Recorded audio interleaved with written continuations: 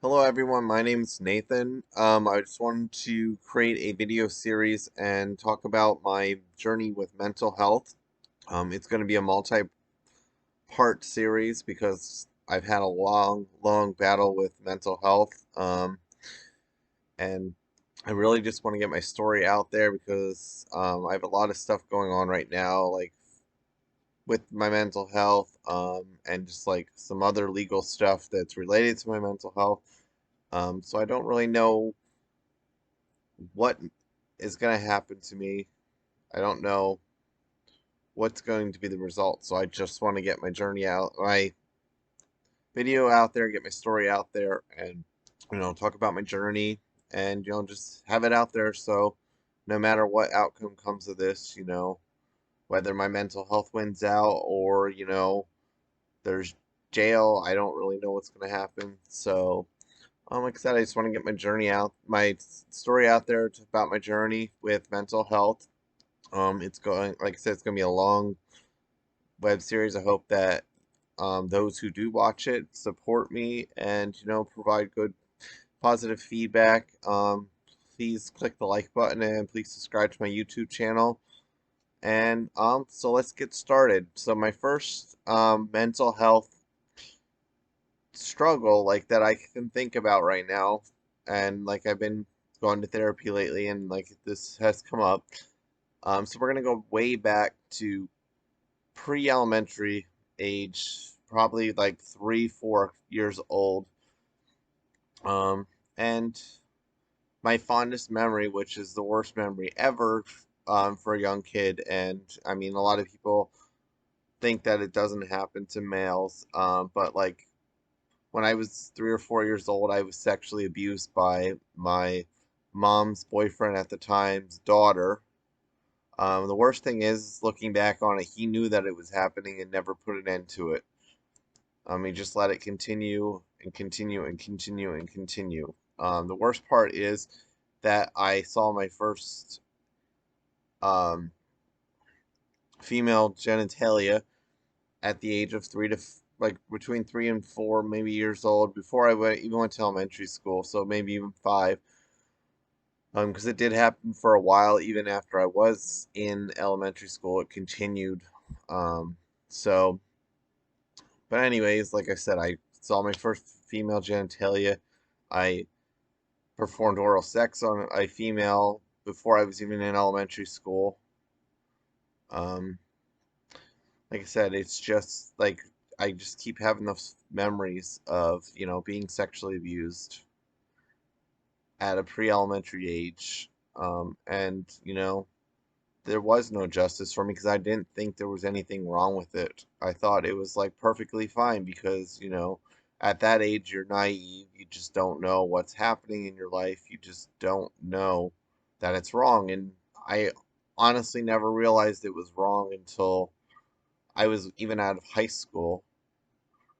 I just thought it was never really thought about it as being wrong. And then now, like with the generation turning into this Me Too generation and everything, I realized that, that wasn't right. And, I used to be able to just suppress it, not think about it, and, just be like, hey, it happened. There's nothing I can do about it. But, I mean, after I went to therapy, I started learning that, that is something that has affected my mental health significantly over the years. Um, So that's like my one fondest memory right before pre-elementary school. Other memories I do have before pre-elementary school, which is, I mean, so many freaking memories, is that my mom was always cheating on my father, and I was home, he was at work, I was home with my mom, pre-elementary age school kid, and I still have the memories these days of just random guys coming to the house. Um, and I remember hiding under the kitchen table because it's just random strangers coming when my dad's not home and being with my mom. And I do remember them like kissing and stuff. So I didn't know what the hell was going on at the time. Um, Now looking back on, I know what was going on. She was cheating on my father. Um, So that's another memory. I just have that shitty ass memory. And another pre-elementary school age memory would be when my father went to work, and as soon as he left for work and got out of town, the moving trucks showed up. They were the semis, two of them I remember, and my mom and the movers emptied the entire house while my father was at work. And I just remember not wanting to go because I didn't know what was going on at the time. Because I mean, all of a sudden, everything's peachy and everything, and then I mean, you have all your toys, and the next day, just these random strangers coming into your house and packing everything up, and you're leaving this house that you've known like your whole childhood. And I just remember that, and that relates to another memory that, um, well, another event actually that just happened to me within the last year, where I let a girlfriend move in with me so she get full time. And I'll talk about this more in later videos. But anyways, I let her move in, and I went to work and came home, and she literally took all of her stuff and my stuff out of my house. So it was just like deja vu when I got home, and it was just like the same thing happened to me that happened to my father at the time. So I mean, that just mentally really screwed me up back when that happened. And like I said, to this day, I still have the memory of hiding from my mom after they cleaned out the house. And because I didn't want to go, I didn't know what was going on. And, I just knew the normal was, being a kid, pre-elementary age kid, just playing with your toys. And then all of a sudden, all your toys are packed up and you're saying you're going to a different house. So that's another pre-elementary memory. So now we're just gonna move into a little bit earlier. I just remember um, other memories from my early childhood would be when when I would go visit my dad, and like, I mean, I didn't really know what was going on, and I just wanted to go home to my toys because all my toys were at my mom's house because she took them all. So I just remember like my dad getting upset with me. This is more like after pre-elementary school, maybe like, I don't know, like second grade, third grade. I just remember, he would get mad, and then he would like drive us partially home, and then just pull over and be like, get out, you walk home if you want to go home. Um, but I mean, he never made us walk home and everything, but it's just like that fear, like you didn't know what was going on as a kid because you're just a kid. You just really want to like just be a kid. You want to go home and play with your toys. You don't want to always be at a different place because you're at a home as a kid, 5 days a week, and then you go to you visit your other parent during the weekend. So you're a kid, you don't know what's going on. So I just have those memories, and it bothers me to this day because I just think about like, how traumatizing that was to be a kid. You just want to go home to where you're normally used to being because you're there 5 days a week, and just him getting angry, driving super fast, and pulling over and just like get out, walk home, and then you would just be crying because you didn't know what was going on. You didn't want to walk home because you were a little kid. Like I said, that's really like messed me up through my childhood. Um, so let's talk about a little bit more in like the elementary age school kid. I remember in first grade, I had a friend. His name was Josh and stuff, and he said, "Well, do you want to come over to my house?" So I was like, "Yeah, that's awesome." Like, because I mean, I never got invited to a friend's house, so my mom let me go to his house. I rode the bus to his house, and then his mom had to drive me home, and I had to tell his mom where I lived. And at the time, we were living in a trailer park. So I just remember his mom drove me home and everything. The next day, he came to school and says, "My mom says I can't be friends with you because you live in a trailer court and you're low class and all this other stuff." And I just remember from there, all my other friends that I had in first grade and everything just instantly bullying me because I lived in a trailer court. And I mean, I was a little kid. I had no choice. I had no choice where I lived. I had to live where my mom lived and where the house was. So, at least it was a roof over our head. But I just remember being bullied, and that continued all the way through high school of being bullied because I lived in a trailer and in a trailer court. And, I just remember getting picked on and bullied all through school just because of that. Because I lived in a trailer and I didn't have a choice. I was a kid. I can't buy my own house. Um, let's see, some other memories from my elementary school that's really affected my mental health was I remember in fifth grade, we had a teacher who was an ass and a bully just as much as my friends were bullies to me. I just remember him, making jokes that Nate, that's not going to have a date by 2008 and like or 2000 or anything like that. I don't remember exact terms, but I just remember it as Nate's not going to have a date by this, and like I just remember like him also saying, "Oh, Nate's not going to be alive past 30, 5." It was basically it felt like thinking back on it, it felt like my teacher was telling me that I was going to commit suicide or just telling me to commit suicide because I'm going to be this failure at life and I'm not going to have any friends. No one's going to love me. No one's going to want to be in a relationship with me, which is basically what he was saying with the no date thing, saying that nobody wants is going to ever want to be in a relationship with me. Um, so, I mean, like that, I still remember that to this day and how much it affected me in fifth grade, like mentally, and just made me feel like I was this giant loser, that I was ugly loser, that nobody was ever gonna want me. No one's. I mean, apparently it was true because I'm single now, but whatever. That's beside the point.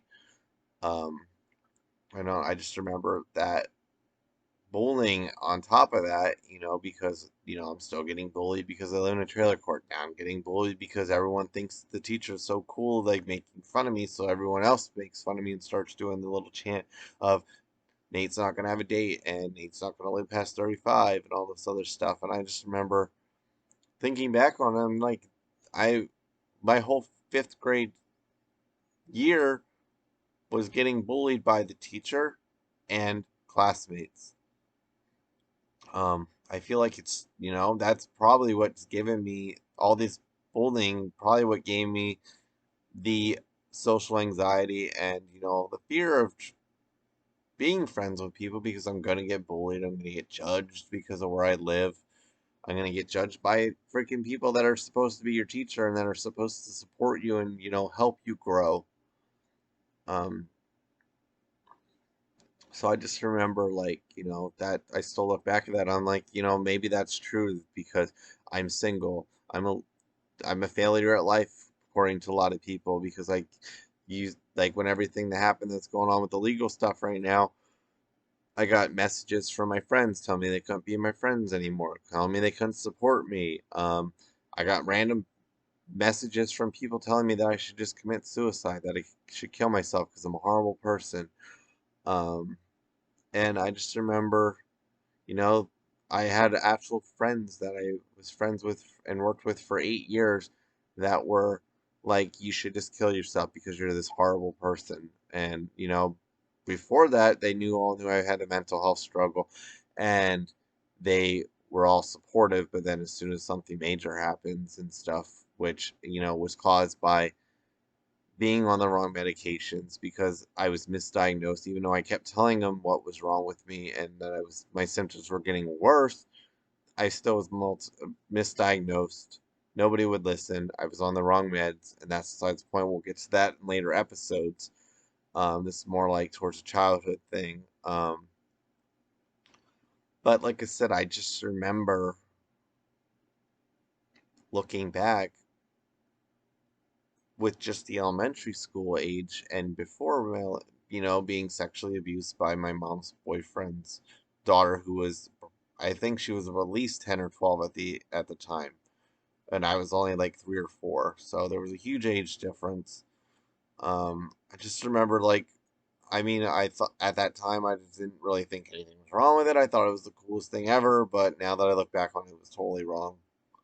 And it's fucked me up mentally, along with the bullying and all the other stuff that's happened in my life. And it's just continuous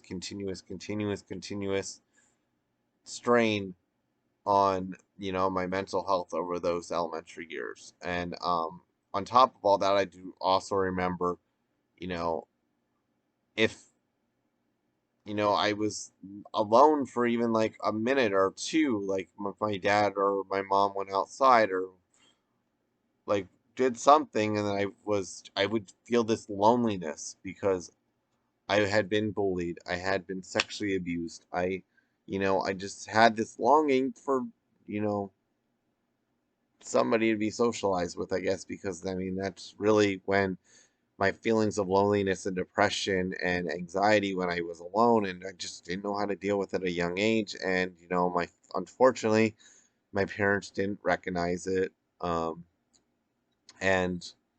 they didn't do anything to help me because they didn't realize because they didn't know I had a mental health problem. I was developing mental health issues, and maybe if I would have gotten that help at a younger age, maybe if my mom's boyfriend wouldn't have allowed the sexual abuse because he knew it was going on, maybe I would be a different person. But I like to look back at all this stuff and I just try to find the strength in it. But I know that it's really been something that has mentally ruined me and, caused my mental illness to get as bad as it has. And, at the early age, it just kept building and building and building and building and building because I never knew what was going on. I didn't know there was help out there. And, I unfortunately I got help at a wrong, too late in my life where I could have actually maybe had a better life. And also, maybe not been given the wrong diagnosis because, after all this came out, my mom comes forward and it's like, oh, your grandmother had bipolar depression. Her mother had bipolar depression. And, it's like, well, that's what I have. And then like I said, eventually I got the diagnosis of bipolar with psychotic features, which we'll get into in later episodes. This is more in the elementary age. So that is a huge chunk of my mental health journey from pre-elementary to elementary. um Like I said, there was lots of bullying, not because I lived in a trailer court. My mom's boyfriend was a smoker, so I always had to go to school smelling like cigarettes, and then I got picked on for smelling like cigarettes. And then I got accused of being a smoker. I got accused of being a druggie and all this stuff at an elementary age, you know, because I didn't have a choice. I didn't have a choice where I lived. I didn't have a choice of you know, trying to find a way to make sure my clothes didn't smell like cigarette smoke, which I eventually learned later on when I got in high school how to, combat it. But at that age, you're not doing your own laundry. Your parents are doing your laundry, which was my mom and her boyfriend. So, he's smoking while he's folding the clothes, so all my clothes are gonna smell like cigarettes. So then, I have to go to school and be bullied because I smell like cigarettes. Um, I don't know. I just wish that my life would have been different in elementary age school, but I do want to share my journey with everyone out there because I don't know what the final outcome of, what's going on with my life's going to be. I don't know if my mental health's going to win. I don't know, if the legal's going to win, So I just, like I said, I want to get my journey out there, my story out there about my journey. Like I said, this episode, we're just talking about pre-elementary, and I gave a little hints of future episodes. So thank you for watching. Don't forget to like the video. Please, only nice comments. I know, like before when I tried to do a web series, I always got messages that were like bullying comments, like saying, "Oh, you sound like a homo. You sound gay. Um, and you're horrible," and all this other stuff. So just please keep the comments positive. Thank you for watching my video, and I hope that you watch future episodes where I, further divulge into my journey with mental health. Thank you for watching. Please click the like button and please subscribe to my YouTube channel.